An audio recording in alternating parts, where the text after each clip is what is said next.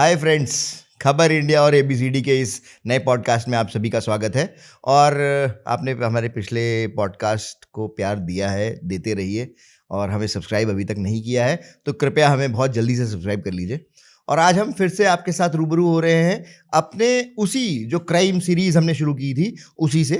और crime series शुरू करने का मकसद ही यही था, क्योंकि बहुत सारी ऐसी क्राइम स्टोरीज़ होती हैं जो पुलिस फाइल्स होती हैं, उसमें बहुत सारी चीज़ें आती हैं, मीडिया में बहुत सारी चीज़ें कवरेज होती हैं, लेकिन बहुत ऐसे एस्पेक्ट्स होते हैं जो कवर नहीं हो पाते।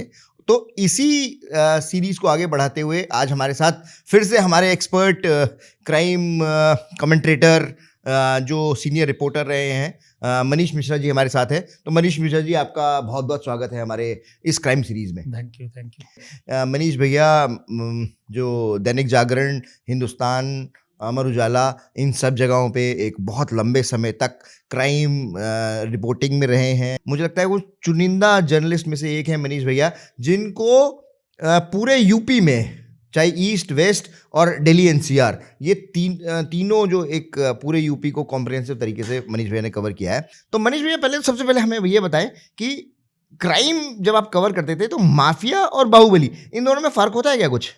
दोनों में बड़ा बारीक सा फर्क है। दोनों हैं तो अपराधी, लेकिन आप सरकार के पैरेलल जो सत्ता चलाते हैं अपनी, मेरी जो परिभाषा है, उसके कागज में परिभाषा क्या है मैं नहीं जानता जी, लेकिन मैंने जहाँ तक कवर किया क्राइम को, जो मैंने पढ़ा है, सरकार के पैरेलल जो अपनी सरकार चलाए वो माफिया है।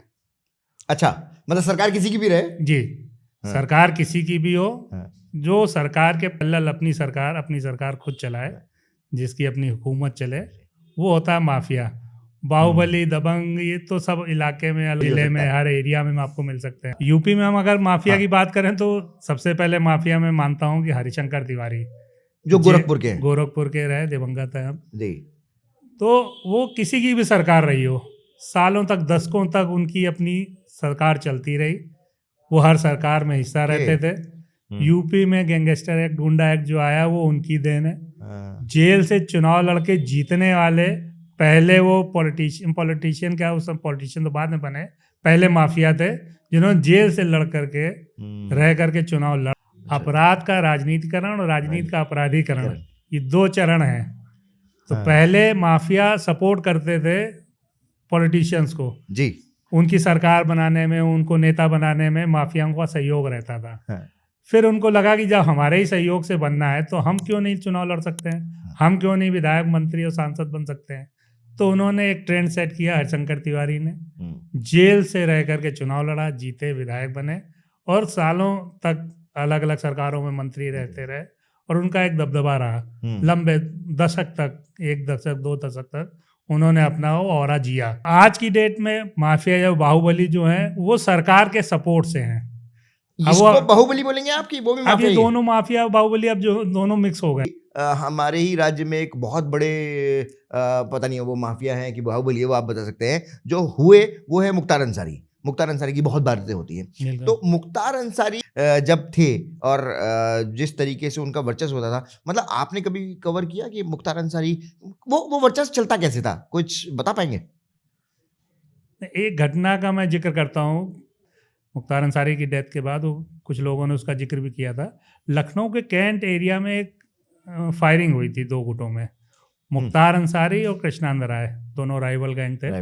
दोनों एक ही एरिया से, गाजीपुर से वो और मऊ आजमगढ़ से मुख्तार। दोनों एक दूसरे के राइवल थे, दोनों एक दूसरे के जानी दुश्मन थे। मुख्तार अंसारी का जो वर्चस्व था उसको चैलेंज किया था कृष्णानंद राय ने, उनको चुनाव में शिकस्त दे करके 2002 वाले जी। उसी के बाद राइवलरी और बढ़ गई थी। ये घटना शायद 2003 के आसपास की, जो कैंट वाली घटना है जिसका मैं जिक्र करना चाह रहा हूँ। 2003 में कैंट एरिया में ये दोनों गुट आमने सामने आते हैं। मुख्तार अंसारी मऊ से लखनऊ की ओर इंटर कर रहे थे और कृष्णानंद राय का काफिला लखनऊ से गाजीपुर के लिए जा रहा था। कैंट एरिया में दोनों का काफिला आमने सामने आता है। कोई फायरिंग किसी की ओर से पहले नहीं होती या कोई ऐसी घटना नहीं हुई थी कि फायरिंग की किसी को पता भी नहीं होगा कौन आ रहा है सामने से। बस क्योंकि मुख्तार अंसारी का जो काफिला था उसकी सारी गाड़ियों के नंबर 786 मैरून कलर की सफारी और 786 नंबर, ये उनका एक पैटर्न था। सारी गाड़ियों का नंबर 786 होता था। वो चाहे मऊ आजमगढ़ से ली जाए, बनारस से ली जाए, लखनऊ से ली जाए, कहीं से भी ली जाएगी। लखनऊ के तो आरटीओ में उस नंबर का इतना मतलब उसको कहें पैटर्न इस तरीके से था कि मैं अगर 786 नंबर लेने जाऊं, पेड नंबर है, मैं पैसे दे करके उसको बुकिंग कराना चाहूँगा, तब भी उनको नंबर नहीं मिलता था। अच्छा। मैं एक घटना का, चलिए उस घटना को मैं बाद में अभी बताऊंगा आपको, कैंट वाली घटना का जिक्र करता हूँ। हाँ। दोनों गाड़ियों का काफिला आमने सामने टकराता है। चूंकि मुख्तार की गाड़ियां नंबर से पहचान ली जाती हैं, काफिला जब आमने सामने आता है, कृष्णानंद राय की ओर से फायरिंग शुरू हो जाती है मुख्तार के काफिले। अच्छा, वो अनप्रोवोक्ड फायरिंग कर देते हैं? अनप्रोवोक्ड। अच्छा। वो अपने डिफेंस में कि इनकी ओर से ना फायरिंग हो जाए, पहले अपने ही डिफेंस में गोलियां चलानी शुरू कर दी। उधर से भी क्रॉस फायरिंग होती है, दोनों ओर से एक दूसरे को गोलियां लगते हुए क्रॉस करते हुए निकल जाते हैं। गाड़ियों में गोली लगती है। हाँ। उसके बाद खैर कैंट थाने में FIR लिखी जाती है। मुख्तार की गाड़ी थाने में आती है वाली, जिसमें मुख्तार अपनी वाइफ के साथ उस दिन गाड़ी में थे। मुख्तार ने बाद में अगले दिन दारुसफा वाले विधायक निवास में प्रेस कॉन्फ्रेंस भी करी थी। उसमें ये बताया भी था कि मैं अगर बीवी बच्चों के साथ हूँ तो मैं फायरिंग क्यों करूँगा, उनकी ओर से फायरिंग होगी तो मैं जवाब तो दूंगा ही दूंगा। खैर दोनों की फायरिंग हुई, दोनों की ओर से FIR कैंट थाने में लिखी गई। मुख्तार अंसारी जिस गाड़ी में सवार थे, उस गाड़ी का नंबर था UP 32 BA 786। अच्छा, ठीक है। नॉर्मल नंबर है। हाँ, हाँ। लेकिन चूंकि मैं थोड़ा नंबरों का शौकीन हूँ, हाँ, मुझे पता है फोन नंबर, गाड़ी हाँ, नंबर, उस पर मेरा ध्यान भी जल्दी जाता है। हाँ। कैंट थाने में जो गाड़ी आई तो उसके नंबर पे मेरा ध्यान गया, जिसकी स्टोरी मैंने जागरण में कवर की थी, कि BA सीरीज, चूंकि वो नंबर ही बिल्कुल अलग दिख रहा था। हाँ। लखनऊ में उस समय सीरीज चल रही थी AZ। अच्छा, UP 32 AZ। अच्छा, कोई भी आगे। हाँ। जैसे मतलब AA से शुरू होकर के AA से शुरू होकर के AZ तक जाएगी। अब AZ के बाद AZ1 होगी या AA1 होगी या दिल्ली की तरह A1C हो जाएगी या कुछ हो जाएगा, ये किसी को आइडिया नहीं था। मुख्तार को ये खबर थी कि इसके बाद AZ के बाद B सीरीज शुरू होगी, BA नंबर आएगा, BA BB BC BD ऐसे वो Z तक जाएगी, फिर CA ऐसे जाएगा। तो उनको ये मालूम था कि इसके बाद ये सीरीज आने वाली है, और उसका जो नंबर था 786, वो एज्यूम करके उन्होंने पहले ही अपनी गाड़ी में डलवाया था, उस गाड़ी से वो चल रहे थे। मतलब आप ये बोल रहे हैं कि वो जो गाड़ी थी, जो गाड़ी थाने में आई, उस गाड़ी में जो नंबर था वो सीरीज आज तक अभी तक आई नहीं थी। इसीलिए मेरा ध्यान भी उस पे गया कि अभी तो AZ बस वो लिखा गया था। नहीं, लिखा भी नहीं, वो मतलब गाड़ी में लिख दिया गया था, उसका कोई पेपर नहीं, कोई। अभी जब सीरीज शुरू नहीं हुई है, AZ सीरीज वो 2000-5000 नंबर उसके गुजरे होंगे, 5000 नंबर तक, 10,000 तक नंबर को गाड़ियों का नंबर जाता, तब सीरीज बदलती है जी। तो मेरा ध्यान उस पर गया, हमने BA सीरीज तो अभी आई नहीं है। फिर उसको पता किया, RTO से कंफर्म किया, मालूम पड़ा कि अभी तो सीरीज आई नहीं है। हमने कि सीरीज गाड़ी की इस पे नंबर पड़ा हुआ गाड़ी पे, का इन्होंने कैसे डाला मेरे को आइडिया नहीं। RTO वाले तो अपना बचाव करके निकल गए। अच्छा, RTO ने सीधे हाथ खड़े कर दिए। ने तो कह दिया भाई हमने तो दिया नहीं नंबर, कोई कुछ भी डाल के चल ले, बिना नंबर के चल ले, 786 के बजाय 420 लिख ले। कुछ भी लिखे, हमको इससे कोई, हमारा तो कोई दोष नहीं है इसमें, उनका दोष बनता भी नहीं था। लेकिन ये उसकी ताकत सोचिए, उसको ये मालूम था कि अगर ये सीरीज आएगी, ये नंबर मेरे को ही मिलना है, कोई दूसरा पैसे देके भी उस नंबर को नहीं ले पाएगा। मतलब वो कोई नंबर 786 नंबर कोई ले ही नहीं सकता था। यस, अगर मैं आपको बता रहा ना कि अगर आप भी जाओगे और पैसे देकर के नंबर बुक करा, क्योंकि वो तो ऑक्शन होता है 786 का, या इस तरीके के जो VIP नंबर होते हैं आज के डेट में ऑक्शन होता है। अब तो ऑक्शन होता है, पहले वो थोड़े बहुत पैसे पड़ते जमा होते थे, वो नंबर आपको रिजर्व हो जाता था। मेरे एक साथी हैं, मेरे मोहल्ले के, मेरे पड़ोस के, जो विधायक भी हैं लखनऊ के विधानसभा क्षेत्र से। अच्छा। वो 786 नंबर लेने के लिए एक बार लखनऊ RTO गए। उन्होंने कहा कि मैं पैसा जमा कर रहा हूँ, ये नंबर हमको अलॉट कीजिए। उसी समुदाय से 786 नंबर ज्यादातर मुस्लिम लोग ही लेते हैं।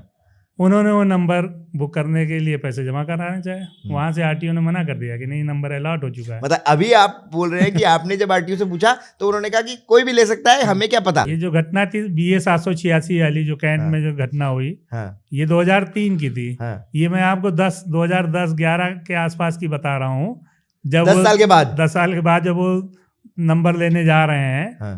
पैसा जमा कराना चाह रहे हैं और नंबर लेना चाह रहे हैं, तब भी उनको दिया नहीं जा रहा है। हाँ। फिर उनका, मेरे मित्र का फोन आता है कि ये नंबर मेरे को नहीं मिल रहा यार, हाँ। कैसे कुछ बात जुगाड़ करो। हाँ, कुछ जुगाड़ करो। हाँ। वो जानते थे मेरे संपर्क में रहते हैं लोग, तो हाँ। मैंने कहा चलो मैं बात करता हूँ। तो मुख्तार आपको ही पता था कि ये किसका होगा? नहीं, वो तो आरटीओ से ही उनको मालूम पड़ गया था कि ये आप जो है मुख्तार है सर। भाईजान से पहले बात कर लिए, वो कहेंगे तो मैं अलॉट कर दूंगा। मुख्तार तो जेल में थे, मैंने उनसे फिर उनके गैंग के एक लड़का था, शाहिद नाम था, उससे बात करी। हमने कहा मेरा मित्र नंबर लेना चाह रहा है, कैसी गुंडई है, किसी को नंबर ही नहीं लेने दोगे? उन्होंने कहा कि नहीं चलो मैं भाईजान से बात करके आपको बताता हूँ। उन्होंने जो भी मेरा रेफरेंस दिया होगा, मुख्तार मेरे से परिचित थे। 2003 वाली घटना के बाद मैंने उस घटना में जब स्टोरी जागरण में छापी थी तो मैंने लिखा भी था कि फायरिंग कृष्णानंद राय के ओर से शुरू हुई, मुख्तार फैमिली के साथ थे, इसलिए फायरिंग वो उन्होंने पहले नहीं की। हाँ। इस बात से मुख्तार थोड़ा इम्प्रेस भी हुए थे। हाँ। मेरे को प्रेस कॉन्फ्रेंस उन्होंने बोला भी था कि चलो आपने मेरा ये पक्ष तो रखा कि फायरिंग मेरी ओर से शुरू नहीं हुई, वरना तो हर आदमी मेरे को ही दोषी बना रहा है। तो उन्होंने जिक्र किया होगा शायद शाहिद ने मुख्तार से कि ऐसे ऐसे उनके जानने वाले कोई नंबर लेना चाह रहे हैं, तो कहा चलो वो चाह रहे हैं दे दो, कोई दिक्कत नहीं है। फिर वो नंबर उसको खैर मिल गया था।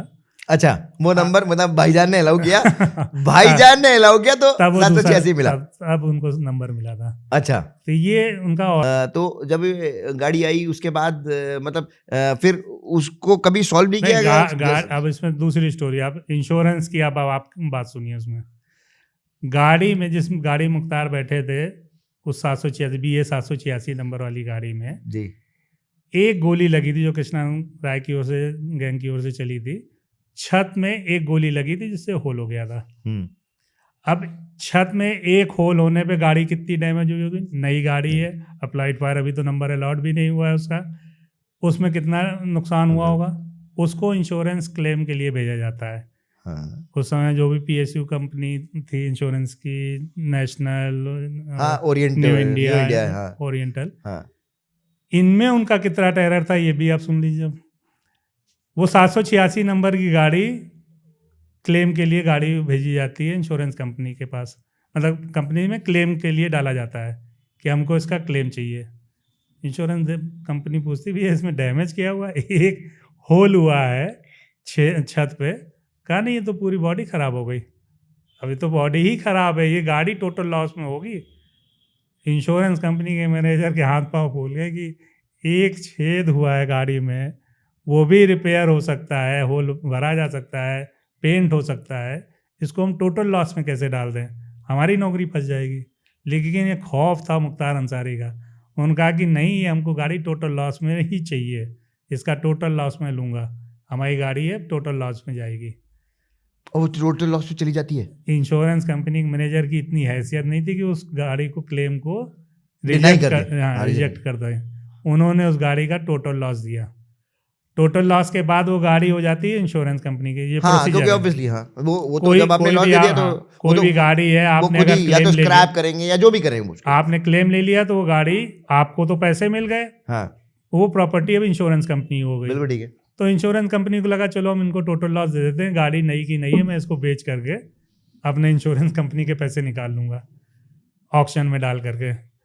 जैसे ही उन्होंने ऑक्शन की प्रक्रिया शुरू की, मुख्तार गैंग से फिर फ़ोन पहुँच गया उन पर कि नहीं, ये गाड़ी ऑक्शन में आप पब्लिकली नहीं करोगे ऑक्शन इसका। ओह गॉड, अच्छा, क्यों? कहा ये ऑक्शन में भी गाड़ी हम ही को चाहिए। कहा ये कैसे होगा? कहा नहीं, ये ऑक्शन में आप मेरे को बेचेंगे, गाड़ी टोटल लॉस है, आपने मेरे को क्लेम दे दिया, अब आप ऑक्शन करेंगे, आपकी नौकरी कहीं फंसेगी नहीं। तो मतलब वो एक फेक ऑक्शन उसके बाद कराया जाता है और वो गाड़ी फिर से ऑक्शन तो ओरिजिनल होता है। अरे वही मतलब, और कोई फिर तो वो कहेंगे किसी को भरवाएंगे नहीं, बाकी किसी की हैसियत नहीं। मुख्तार अंसारी जब ले रहे हैं तो दूसरे की हैसियत नहीं।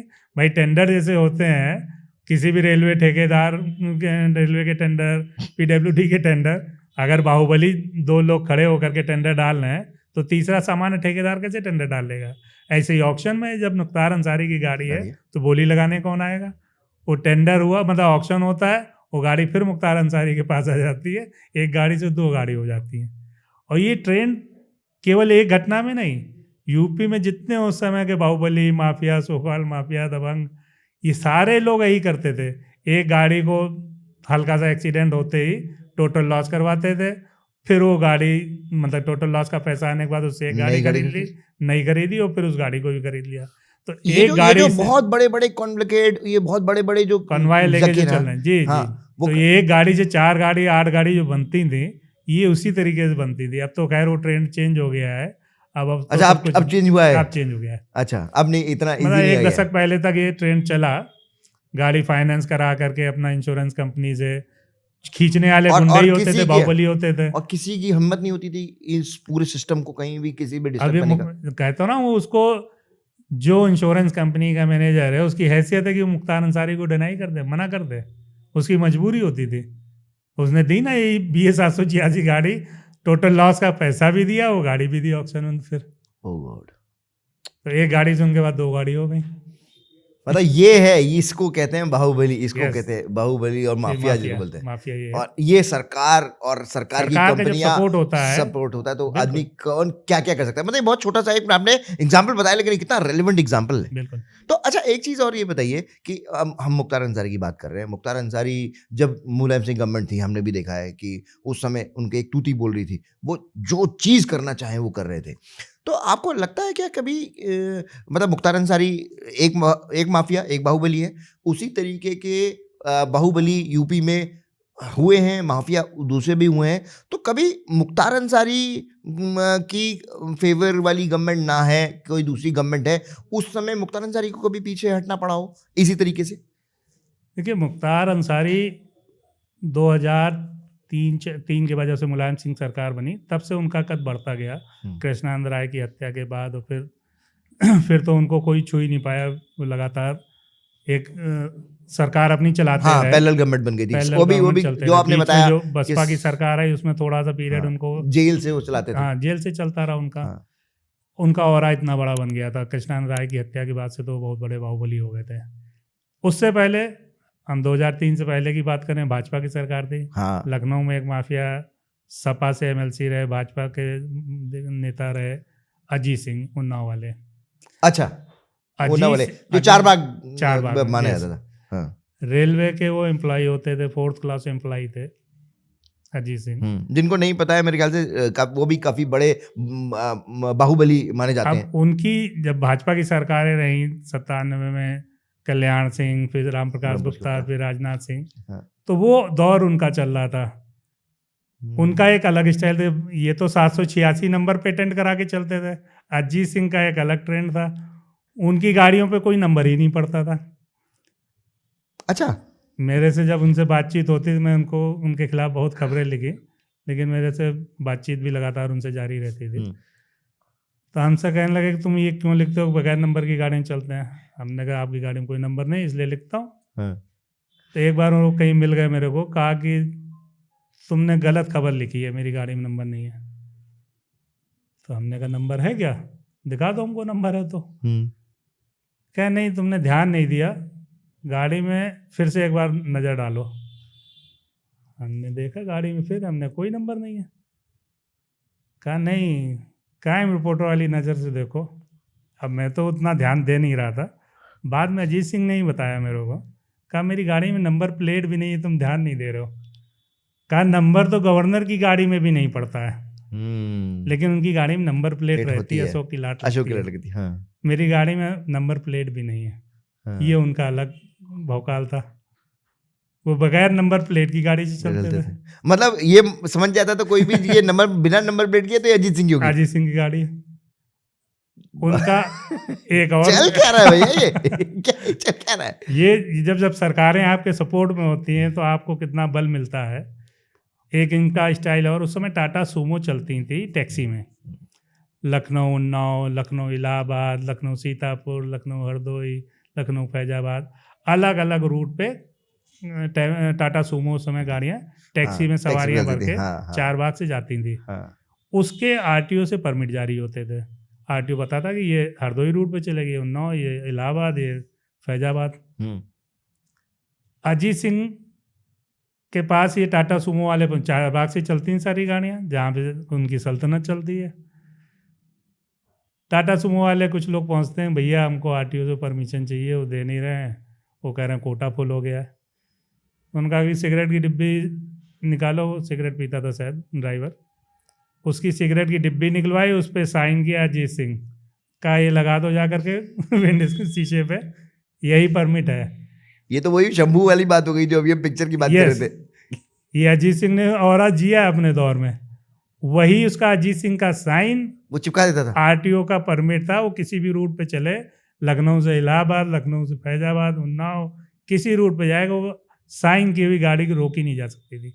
ये हो रहा था अजीत सिंह का। तो अजीत सिंह यही उनकी इनकम का सोर्स था या अजीत सिंह? नहीं, अजीत सिंह रेलवे का स्क्रैप जो है वो सबसे बड़ी आय का स्रोत था कई माफियाओं के लिए। उसमें सबसे बड़ा मतलब सबसे बड़ा जो वर्चस्व था वो अजीत सिंह का था। अच्छा, अब आपको बताऊं कैसे। गुंडा टैक्स एसोसिएशन एक बनी हुई थी, जीटी एसोसिएशन उसका नाम रखा गया था, फुल फॉर्म था गुंडा टैक्स एसोसिएशन। हाँ। ये शायद मुझे आपने पहले एक बार कहानी बताई थी। हाँ, बताइए प्लीज। मैंने इस पे खबर भी लिखी थी, जीटी एसोसिएशन। जीटी एसोसिएशन काम क्या होता था, जो रेलवे में स्क्रैप की नीलामी होती थी, वो नीलामी कौन व्यापारी लेगा जो गुंडा टैक्स माफियाओं को देगा, वही वो टेंडर उठाएगा। मान लीजिए एक लॉट कहीं लगी हुई है, उसमें कॉपर, सिल्वर, आयरन, ब्रास सब कुछ इन्वॉल्व है, उसका मिक्स है उसमें। उसमें पर केजी के हिसाब से ये उसमें वैल्यू निकाली हुई थी कि आयरन पे हम 5 रुपए लेंगे, सिल्वर पे 50 रुपए लेंगे, कॉपर पे 20 रुपए लेंगे, ब्रास पे हम इतने रुपए लेंगे। उसका एक चार्ट बना हुआ था। तो जितने टन भी माल है उसका आप कैलकुलेट करके जीटी निकाल लीजिए। टेंडर जो हाँ बोलेगा कि हाँ इतनी हम जीटी देने को तैयार है, बोली उसी के फेवर में छूटती थी। लखनऊ में आलमबाग थाने के पीछे CNW का एक जो ऑफिस है, अक्सर बोलियां कैरिजन वैगन, वहीं पे बोलियां लगती थी। लोग ठेकेदार आकर के प्रदेश भर के वहीं बोली लगाते थे। अब जिसने अजीत सिंह से हाथ मिला करके भैया हम आपको जीटी देंगे, हमारे फेवर में बोली छुड़वा दीजिएगा, उनका ठीक है। अब वो बोली शुरू होती थी, आप बैठे हैं, हम बैठे हैं, 10 ठेकेदार और बैठे हैं। अजीत सिंह ने एक्स को कमिट कर रखा है कि आपको बोली छूटेगी आपके फेवर में। अब बोली लगनी शुरू हुई, उसमें सबने अपने अपने भाव बोले। जैसे ही मैं खड़ा हुआ कि मैं उनके अगेंस्ट जा करके मैं लेना चाह रहा हूँ, मेरे को तो मालूम नहीं जीटी क्या है। मैं जैसे ही खड़ा हूँगा तो मेरे पीछे से एक हाथ आके मेरे को बैठा देगा, तुम बैठ जाओ, तुम बोली नहीं लगा सकते। क्यों भाई, आपको बोला नहीं लगा सकते तो नहीं लगा सकते। अगर मैं ज्यादा वहां पे बहस करने लगा तो 2-4 लड़के आएंगे, हमको उठा करके CNW के बाहर ले जाएंगे, गाड़ी में ले आकर मैं गायब हो जाऊंगा। अगर इन केस मेरे फेवर में मतलब मैंने बोली लगा ली जबरन, वहाँ पे फोर्स है, रेलवे के अधिकारियों ने हमको सुरक्षा दे दी और मैंने बोली लगाने की हिम्मत कर दी, तो फिर वो बोली कंप्लीट नहीं होगी। अच्छा, मतलब वो बोली प्रक्रिया रिजेक्ट हो जाएगी, छूटेगी बोली उसी के फेवर में जिसने जीटी का कमिट किया। ओह गॉड। तो ये जीटी एसोसिएशन उसमें अपना वसूली करती थी। मैंने खबर लिख दी कि रेलवे का स्क्रैप माफियाओं के लिए सोना। तो हमको एक लेटर लिख करके, उस समय तो मोबाइल ज़्यादा थे नहीं, तो हमको एक लेटर लिख करके आता है, मनीष मिश्रा अपराध संवाददाता, मैंने अपने ट्विटर पे टैग करके वो पोस्ट डाली भी हुई है। उस पर बाकायदा लिखा हुआ है कि जीटी एसोसिएशन ने आपका हिस्सा निर्धारित कर रखा है, आपके हिस्से में 6 गोलियां रखी गई हैं जो आपके शरीर में कहीं भी घुसेड़ दी जाएंगी। ये बाकायदा लिटरल हिंदी में लिखा हुआ है।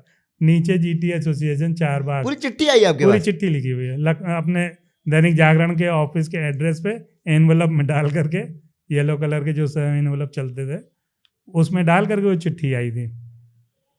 उसके बाद हालांकि मैंने उनसे अजीत सिंह को फोन करके बोला भी था कि आप, अच्छा आपने सीधे फोन किया? हमने धमकी किसको देनी, बाइक पे चलता हूँ भाई, गोली मरवा देना।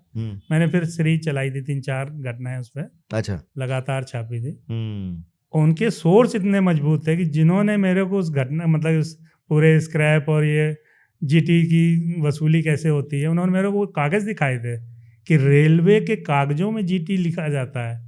उसकी जब मुनाफा बोली छूटती थी उस पर लिखा जाता था नफ़ा बोली इतना, मुनाफा बोली इतना, जीटी इतना।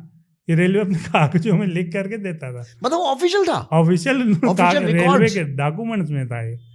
अच्छा, जिन वो भी अधिकारियों रिकॉग्नाइज करी थी रेलवे की ये जीटी एसोसिएशन एग्जिस्ट करती है। जीटी बस वो मानते थे कि हाँ इतना जीटी का गया।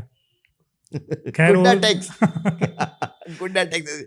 मतलब आप समझिए कि वर्चस्व किसे कहते हैं, माफिया और बाहुबली क्या होता है। हाँ। तो उसमें जो हमको खबर देते जो हमारे सोर्स थे उनको भी बाकायदा कोड किया गया कि आपको इसकी सूचना देने वाले फलां फलां व्यक्ति को भी बख्शा नहीं जाएगा, उनको सजा मिलेगी। अच्छा उनको भी उसमें नाम मतलब लिख सोर्स करके, भी उन्होंने रिवील कर दिए। हाँ बाकायदा उन्होंने नाम वही एग्जैक्ट नाम और लिखे ये थे कैसे पता चला होगा? उनका नेटवर्क था ये।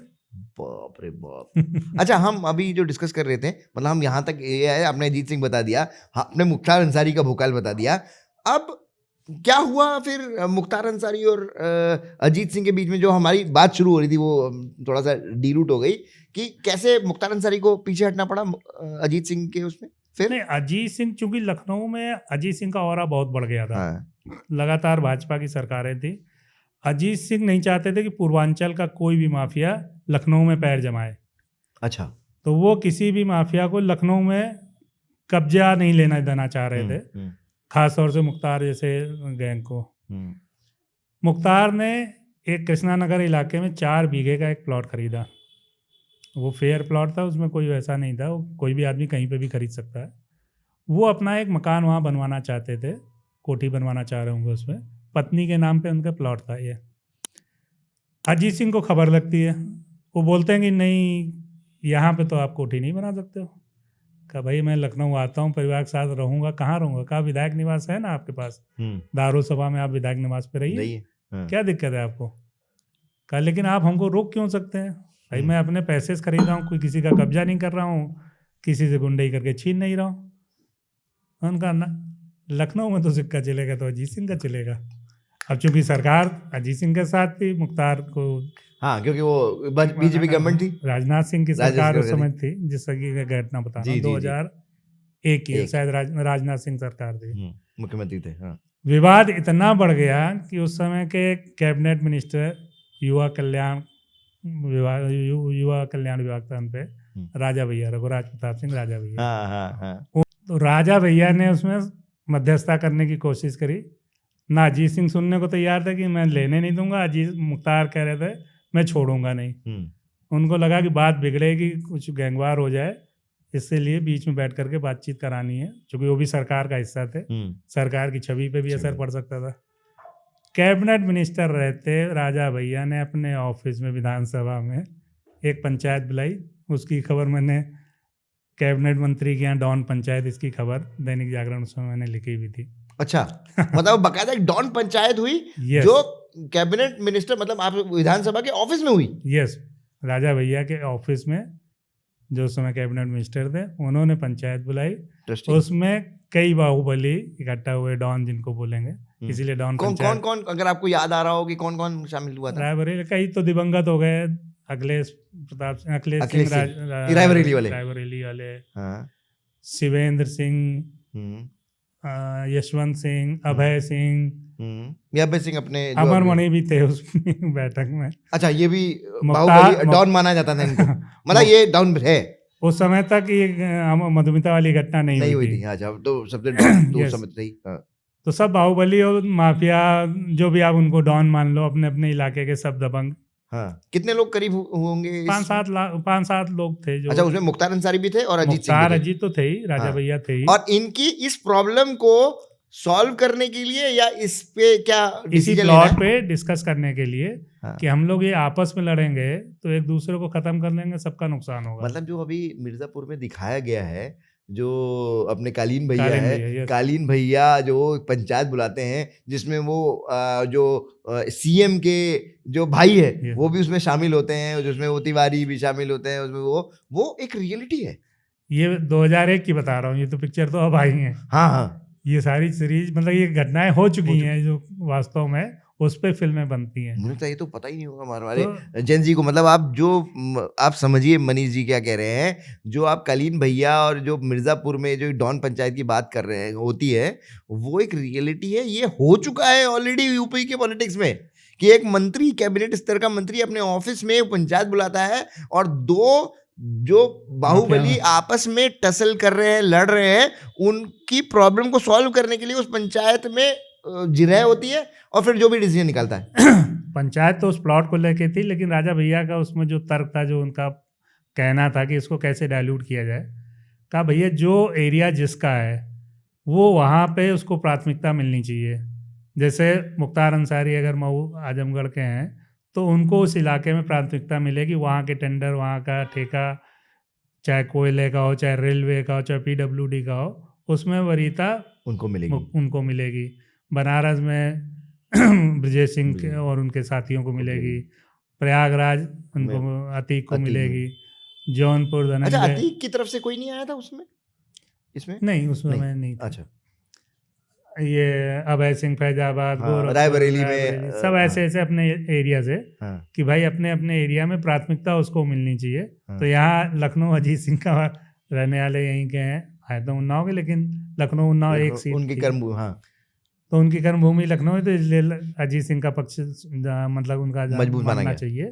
तो उनको आखिरकार मुख्तार अंसारी को प्लॉट छोड़ना पड़ा, जिसमें कोई डिस्प्यूट नहीं था, 1 नंबर में उन्होंने प्लॉट लिया। अच्छा, मुख्तार अंसारी ने उसके बाद वो प्लॉट छोड़ दिया उनको छोड़ना पड़ा। कितना बड़ा प्लॉट था ये? 4 बीघे का प्लॉट था कृष्णानगर में, कृष्णानगर एरिया में। और मतलब यही वर्चस्व होता है, यही सरकार की सपोर्ट भी होती है। जो आप बात कर रहे थे कि मुख्तार अंसारी जैसे आदमी को पीछे हटना पड़ा अजीत सिंह के सामने।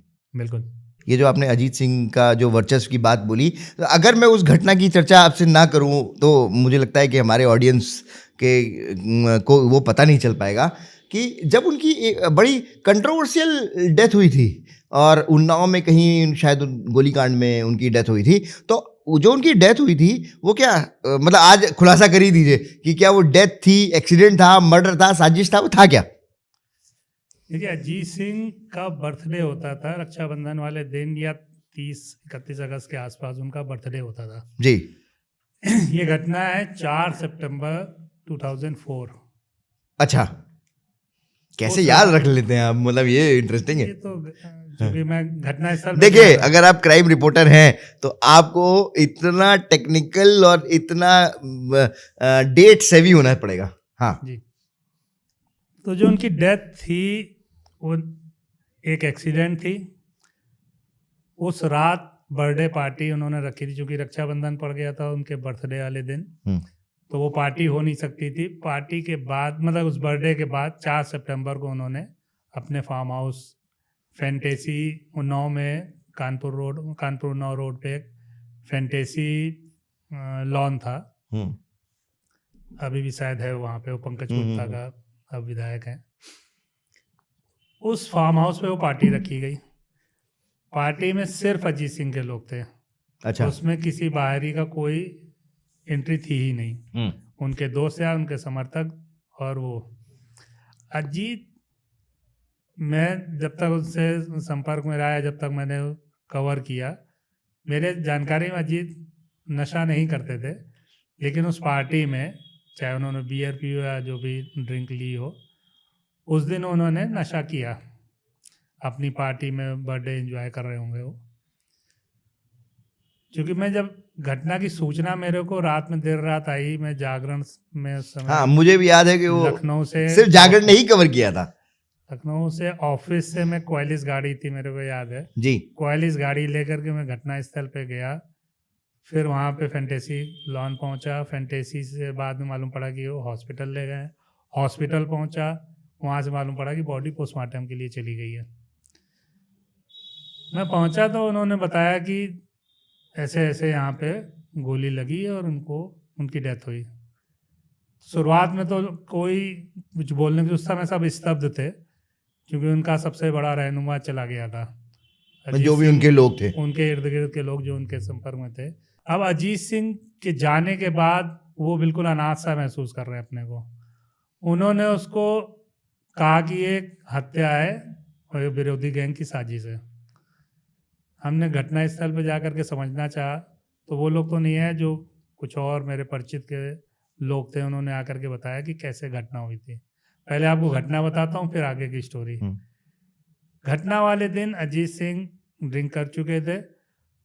जब वो बहकने लगे तो उनके साथियों ने कहा चलिए भैया खाना खाते हैं। उनको वो अंदर ले गए। वो खाना खाने जा ही रहे थे। एक लॉन में पार्टी हो रही थी। लॉन में एक स्टेज बना हुआ था, उस पर डांसर नाच रही थी, सामने चेयर पड़ी हुई थी, उसी पे उनका स्टेज का प्रोग्राम चल रहा था, खाना अंदर लगा हुआ था। अब अजीत सिंह जैसे ही खाना खाने के लिए जा रहे हैं, उनके समर्थक लेकर के जा रहे हैं, कुछ और उनके समर्थक लोग आते हैं, भैया एक गाना और हो जाए, एक गाना और हो जाए, बस लास्ट गाना, जैसे हर पार्टी में रिक्वेस्ट होती है। उस गाने के बहाने अजीत सिंह को ले आया जाता है और दोबारा आकर के अजीत सिंह बैठ जाते हैं। यहीं पे लोग कंट्रोवर्सी और जो साजिश वाली बात आती है कि अजीत सिंह को साजिशन वहाँ ला करके बैठाया गया। कोई ऐसी बात नहीं थी, वो रिक्वेस्ट है, उनके साथ के लोग हैं, प्रिय लोग थे उनके, वो ला करके वहाँ बैठते हैं, गाना चलता है। उनका जो गनर था, जिसकी गोली से अजीत सिंह की डेथ हुई थी, वो उनके ठीक पीछे बैठा था। उसने बेइंतहा शराब पी रखी थी और वो उनके पीछे से बैठ करके फायरिंग, वहाँ पे उस समय तो खुलेआम फायरिंग समारोह में आम बात थी। फिर अजीत सिंह की बर्थडे पार्टी हो तो कौन फायरिंग नहीं कर रहा। हर आदमी के हाथ में हौसला है, हर आदमी फायरिंग कर रहा है, तो गोलियां तो बेइंतहा चली रही थी। तो गाना स्टेज पे बजना शुरू होता है, डांसर नाचना शुरू करते हैं। इधर गनर जोश में आकर के वो अपने कार्बाइन से फायर कर रहा था। अब उसकी कार्बाइन वो ऐसे फायर करता था, ठक, एक एक सिंगल फायर कर रहा था। कार्बाइन में तो आप बस्ट फायर मारो, एक साथ 10-20-50 गोली मार दो ऐसा। तो वो ऐसे ठक ठक इस तरीके से फायर कर रहा था। अजीत सिंह ठीक उनकी कुर्सी के आगे, मतलब उस गनर के ठीक आगे वाली कुर्सी पे या सोफे पे बैठे हुए थे। उसी में एक गोली जब फायर कर रहा था, बीच में उसके हाथ से फायर हुई, जो अजीत सिंह के सिर के नीचे यहाँ पे लगती है। और वो गोली लगते ही अजीत सिंह वहीं पे गिर पड़ते हैं। अब उसको ड्राइवर के भी होश फाख्ता हो जाते हैं, उसको सब पकड़ते हैं। बाकी पहले तो अजीत सिंह को ले चलो हॉस्पिटल, समर्थक गाड़ियों में डाल करके उनको ले करके हॉस्पिटल पहुंचते हैं। वहाँ तो ब्रॉड डेथ पहुंचते हैं वो। अच्छा, उनकी डेथ वहीं हो गई थी। अब एक गोली कार्बाइन के इतने करीब से पड़ेगी सर के नीचे, इतनी सेंसिटिव जगह पे, तो पूरी घटना एक एक्सीडेंट थी। अब जो लोग साजिश बताते हैं कि नहीं उसने साजिश के तहत मारी, अगर साजिश होती, उसका मैं काउंटर कर रहा हूँ, अगर साजिश होती तो नशे में था, उसको कहते हैं कि इसको कार्बाइन को बस्ट फायर पे लगा लो, एक साथ बस्ट फायर, एक आधी गोली सर पे लगी जाती। इतने नशे में और इतनी दूर से वो निशाना साध करके एक गोली मार लेगा, ये मेरे को डाउट होता है। इसलिए मैं कहता हूँ कि घटना केवल एक्सीडेंट थी, उसकी लापरवाही से, गनर की गोली से। और ये जांच में भी यही आया कि ये एक्सीडेंट से ही हुआ। बहुत सारी चीजें रही, गनर को इंट्रोगेट किया गया। आज तक एक एपिसोड इस पे पूरा बना, हत्यारा कौन, एक एपिसोड आता था, हत्यारा कौन पूरा एपिसोड कवर हुआ। उसमें सारे लोग जो उसमें इन्वॉल्व थे, उन पे सब पे स्टोरी हुई, लेकिन उसका कंक्लूजन निकला नहीं। गनर के ऊपर वो साजिश आती रही, बाद में वो केस बंद हो गया। लेकिन जो एक्चुअल घटना थी वो मैं बता रहा हूँ कि ये केवल एक्सीडेंट था, कोई उसमें साजिश नहीं थी। नाम तो बहुत लोगों का आया उसमें, नाम, अब मैं उसके आगे की घटना सुनाता हूँ। जब बॉडी पोस्टमार्टम हाउस पहुंच गई, अब सब रोना धोना मच रहा है। उसमें अजीत के गैंग में बहुत सारे अपने मित्र यार भी थे। भैया FIR नहीं लिखी जाएगी हमारी।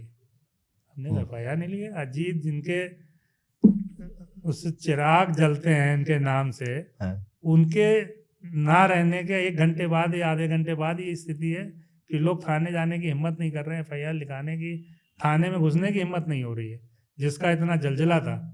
मतलब आप माफिया जाने के बाद या मतलब जो बाहुबली है, मतलब क्या होता है वो स्थिति, आप मुझे लग रहा है बता रहे हैं। मैं उनको लेकर के थाने गया, हमने कहा अगर तुमको लिखवानी है FIR, मैं कह दे रहा हूँ चलो थाने में, FIR के लिए भी तुम्हारी मदद कर दूंगा, ऐसा थोड़ी है। तो मैं इनको थाने लेकर के उन्नाव कोतवाली गया, वहाँ पे उनकी FIR लिखवाई गई। तो हम वहाँ पे तहरीर लिखना शुरू हुई। फिर जो दिमाग लगते हैं साथियों के, उन्होंने उसमें नामजद करना शुरू किया अपने विरोधी लोगों को। उसमें पहला नाम अखिलेश सिंह, अपने विधायक, ये रायबरेली वाले अखिलेश सिंह, रमेश कालिया, लल्लू यादव। रमेश कालिया कहीं चुनाव लड़ा था इनके खिलाफ, इसलिए उसकी रायबरेली थी। लल्लू यादव राजाईपुरम के, ये इसमें बाकायदा नामजद किए गए। हमने उनसे पूछा ये घटना में कैसे क्या घटना हुई, फिर उस हिसाब से लिखो भी पूरी तहरीर।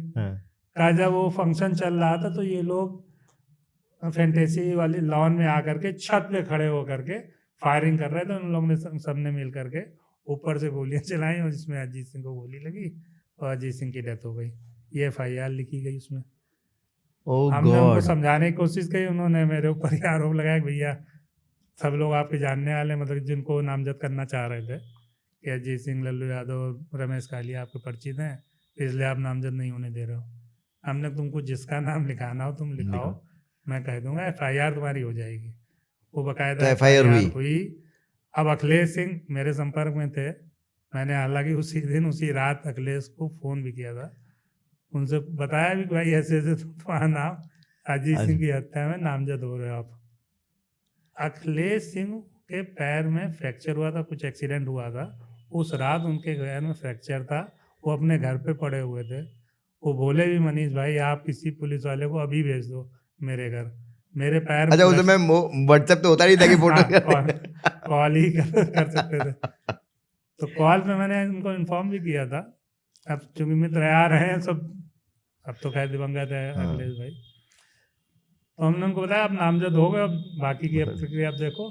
और इन्वेस्टिगेशन जब हुआ फिर तो उन्होंने कहा कि आप मेरे को किसी को अभी पुलिस वाले को रायबरेली से ही भेज दो, उन्नाव से किसी अधिकारी से कह दो वो यहाँ पे छापा मार दे मेरे घर पे। मैं प्लास्टर चढ़ा हुआ मेरे पैर में, और ये कोई आज प्लास्टर नहीं है, प्लास्टर कब चढ़ा वो भी मालूम पड़ जाएगा, और मैं कितनी देर में उन्नाव से भाग करके यहाँ कितनी देर में पहुँच जाऊँगा ये भी मालूम पड़ जाएगा। मैं घर पे पड़ा हूँ, पैर में प्लास्टर चढ़ा हुआ है, मैं चढ़ करके फायरिंग करूँगा? तो फायरिंग उसमें नामजदगी गलत थी। ऐसे ही लल्लू यादव और बाकी रमेश कालिया, उनकी भी नामजदगी गलत थी। जो मैंने बताया ना घटना केवल एक्सीडेंट थी। ओके। अब मतलब वो बहुत बड़ा माफिया बाहुबली मर गया था तो बस उसलिए अब वो उनके जो साथ के लोग थे उन्होंने उसको नामजद कराया। बहुत बिल्कुल ठीक है जी। इस तरीके से बाहुबली वो होता है। अच्छा एक चीज़ और हुई इसमें ही घटना हुई जो हमने पहले भी कवर किया, श्री प्रकाश शुक्ला जब इंसिडेंट कवर कर रहे थे तो STF की बात आ रही थी। जी ठीक है। तो अब एक चीज़ ये बताइए, आप आज की डेट में जो यूपी में परिपाटी है उसमें सबसे बड़ा बाहुबली किसको मानते हैं? नहीं, आज की डेट में तो सरकार जिसको सपोर्ट करेगी, मैंने बताया ना सरकार जिसको सपोर्ट करेगी वो बाहुबली है, वही माफिया है आज की डेट में। नया माफिया कोई पैदा नहीं होगा। STF के गठन के बाद जितने माफिया आपको जिनके नाम के आगे माफिया जोड़ते हैं या बाहुबली जोड़ते हैं, ये सब STF के गठन के पहले जिनका वर्चस्व स्थापित हो गया या उस दौरान हो गया, वो तो अब सरवाइव कर रहे हैं। वो सरकार के सपोर्ट में हो सकते हैं, फेवर में हो सकते हैं, उनका समर्थन हो सकता है। बट आप ये कह रहे हैं कि STF जब बनी 98 में उसके बाद अब नया माफिया नहीं बन सकता? नया माफिया नहीं बनेगा अब है? यूपी STF के बनने के बाद अब मतलब 2000 अर्ली 2000 के बाद से जो भी माफिया बनने की कोशिश करता है उसको 50,000 लाख रुपए का इनाम रख करके STF तुरंत काम लगा देगी। कोई माफिया अब नहीं बनेगा, नया माफिया। मतलब आप ये कह रहे हैं कि जो सिस्टमैटिक लेवल पे, गवर्नमेंट लेवल पे, पॉलिटिकल लेवल पे, एडमिनिस्ट्रेटिव लेवल पे ये डिसीजन हो चुका है। यस है STF इस मामले में बहुत कि ये डिसीजन हो चुका है कि भाई जो अभी तक चल रहे हैं वो तो चल रहे हैं, ठीक है, लेकिन नए नहीं बनने देंगे। पहले की सरकार बहुत पॉजिटिव कदम है मेरे को। बिल्कुल बिल्कुल हाँ। STF का ये बहुत अच्छा कदम है। अब अच्छा उसके बाद आप कह रहे हैं STF बनी 98 में, बहुत सारी सरकारें आ गई, बीजेपी की सरकार थी, फिर मुलायम सिंह की सरकार थी, फिर मायावती की सरकार थी, फिर अखिलेश की सरकार थी, अब योगी जी की सरकार है। लेकिन वो STF का रूल वो सस्टेन किया। बिल्कुल बिल्कुल STF ने अपने उस ढर्रे को नहीं बदला। उन्होंने कहा कि हम नया माफिया तो पैदा नहीं होने देंगे। और पॉलिटिकल एंड पे भी एक्सेप्ट किया नेताओं ने इस चीज को। अब उनकी मजबूरी है। अच्छा उनकी मजबूरी अब उनकी मजबूरी है भाई। जो पुराने माफिया हैं सरकार उनको सपोर्ट कर रही है, वो उनके सरकार के साथ में है, चाहे सरकार में शामिल है या बाहर से समर्थन कर रहे हैं, उनको तो सरकार अपने साथ लेके चल रही है। अपराधी तो पैदा हो सकते हैं, अपराध तो कोई भी कर सकता है। जी किसी में पारिवारिक दुश्मनी है, चुनाव की रंजिश है, खेती पट्टी का कोई झगड़ा है, तो अपराधी तो पैदा हो सकते हैं। उसके नाम के आगे अगर माफिया जुड़ने की नौबत आएगी उससे पहले पुलिस उसका इनकाउंटर, क्योंकि हमने अभी ना गया कुर्मी, आपने शायद वो देखा भी होगा, हमने गया कुर्मी जी जो एक भूत दस्यु थे, उनका एक पॉडकास्ट किया, तो उन्होंने ददुआ के बारे में बोला जाता था कि उनको ददुआ के गुरु है, लेकिन उन्होंने साफ साफ डिनाई कर दिया। लेकिन अब आप ये देखिए कि नवंबर 2007 में ददुआ का एनकाउंटर हुआ था, ठीक है, और गवर्नमेंट कितनी पावरफुल होती है, मतलब ये मुझे उस दिन समझ में आया। नवंबर 2007 में उनका एनकाउंटर हुआ था और मार्च 2007 में मायावती की मेजॉरिटी गवर्नमेंट आती है और एसटीएफ 2007 में मार्च में उनको एक मैंडेट दिया जाता है मायावती की तरफ से कि भैया हमें बुंदेलखंड साफ चाहिए, और नवंबर 2007 में उनका एनकाउंटर कर दिया जाता है। वो ददुआ जो पिछले 30 साल से मतलब एक आतंक का प्रयार था उस पूरे इलाके में, अगर सरकार चाह ली तो क्या कर सकती है, वो इसका एक लाइव एग्जाम्पल मुझे उस समय समझ में आया। ठोकिया नाम था सर, ठोकिया का एनकाउंटर नहीं, ददुआ का भी एनकाउंटर हुआ था, ठोकिया ने एसटीएफ को मारा था, नहीं उसके बाद 2007 में ही फिर ठोकिया का हुआ था, क्योंकि एक एम्बुश किया गया था, वो हमारे पॉडकास्ट में भी आया कि एम्बुश किया गया था जिसमें एसटीएफ के 7-8 लोग मारे गए थे, कुछ ऐसा। एसटीएफ नहीं, उसमें अपने गैंग के मतलब अपने पुलिस वालों को उनके गैंग में प्लांट करके फिर उसको जो है ये चर्चा कभी ये मुझे गया कुर्मी जी ने बताया कि एसटीएफ ने उनको सेटिंग से मारा था। यस, तो वो कैसे सेटिंग से मारा था? वो तो अब पुलिस की मजबूरी है, कैसे आप उसको इनकाउंटर करोगे। कितने दशकों के बाद यूपी में गवर्नमेंट रिपीट हुई है किसी भी पार्टी की, वो इसी का रीजन है। पब्लिक ये चाहती थी, उनको लॉ एंड ऑर्डर एक बहुत बड़ा इशू लगता था जिस पे कभी सरकार फोकस नहीं करती थी। हमारा आपका कंसर्न क्या है? सबसे पहले तो लॉ एंड ऑर्डर, हमारी बच्चियां हमारी महिलाएं घर से निकलें, सुरक्षित रहें, बच्चा सुरक्षित घर आ जाए, हम व्यापार कायदे से कर पाएं, माफियाओं को हमको फिरौती ना देनी पड़े, यही तो सब हमको चाहिए था। बाकी जीने के लिए तो सब लोग पैसा कमा ही रहे हैं। बिल्कुल ठीक बात है। तो उस टेरर से मुक्ति मिली है यूपी में, इसीलिए भाजपा की सरकार 22 में रिपीट हुई है। मनीष जी, आपने इस टॉपिक के ऊपर मुझे लगता है कि जो हमारी जेनजी है और जो क्राइम में इंटरेस्टेड रहते हैं यूपी में खास करके, उसमें आपने हमें इतनी सारी जानकारी दी और हम लोगों ने डिस्कस कर पाए कि माफिया और बाहुबली किस तरीके से काम करते हैं। तो मुझे लगता है ये जो हमारी क्राइम सीरीज़ है ये काफ़ी सफल है, जिस तरीके का इन्फॉर्मेशन निकल के आया है। मुख्तार अंसारी और अरिजीत सिंह के बारे में जिस तरह से आपने एक वो बताया, डॉन पंचायत की आपने बात की, बहुत बहुत धन्यवाद सर आपका। Thank you so much.